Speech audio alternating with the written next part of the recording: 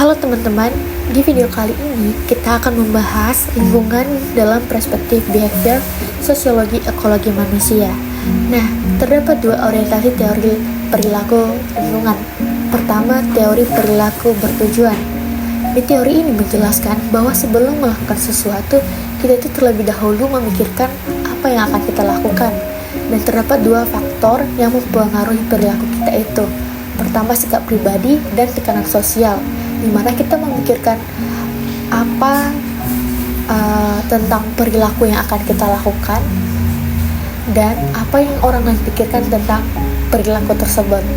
Contoh sederhananya, ketika kita ingin mengurangi penggunaan plastik, kita pasti memikirkan bahwa penggunaan plastik akan berdampak negatif pada lingkungan, dan di tekanan sosialnya kita pasti memikirkan bahwa teman-teman kita juga akan mengurangi penggunaan plastik. Nah, kedua, teori value, belief, and norm, di mana teori ini menyatakan bahwa perilaku kita itu dipengaruhi oleh apa yang kita nilai, apa yang kita percayai, dan apa yang kita anggap sebagai norma.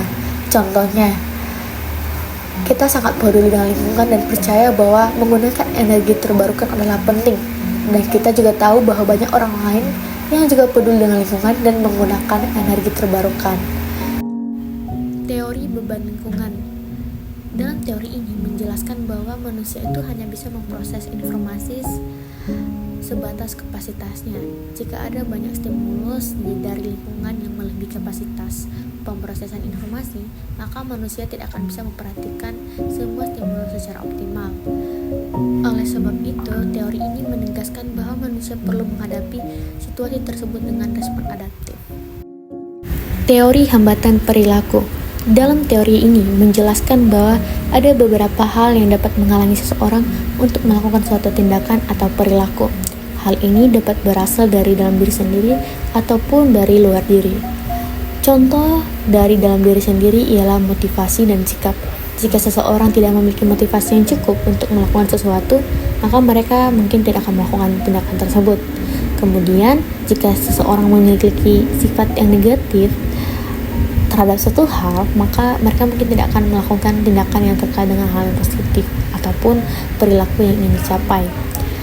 Sedangkan contoh dari luar diri ialah tekanan sosial. Jika orang lain tidak mendukung atau bahkan menentang tindakan mereka, maka seseorang itu akan ragu untuk melakukan suatu tindakan.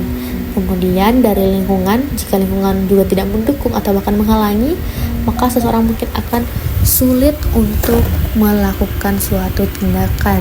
Dengan demikian, teori hambatan perilaku menjelaskan bahwa ada banyak sekali faktor yang mempengaruhi kemampuan seseorang untuk melakukan suatu tindakan. Teori level adaptasi. Dalam teori level adaptasi menjelaskan bagaimana sih manusia beradaptasi dengan lingkungan yang berubah. Misalnya nih, jika suhu lingkungan meningkat, manusia mungkin beradaptasi dengan cara mengenakan pakaian yang lebih ringan atau menggunakan AC. Teori ini membantu memahami bagaimana sih manusia mengubah perilakunya untuk tetap nyaman dan aman dalam lingkungan yang berubah. Kemudian ada teori behavior setting. Dalam teori ini menjelaskan bahwa perilaku manusia itu dipengaruhi oleh tempat dan situasi di mana mereka berada. Misalnya jika kita lagi ada di kantor, kita mungkin berperilaku lebih formal dan profesional. Namun jika kita ada di pantai, mungkin kita akan lebih santai dan bermain air. Nah, di teori ini menunjukkan bahwa lingkungan sekitar itu dapat mempengaruhi bagaimana kita berperilaku. Sekian dan terima kasih. Bye-bye.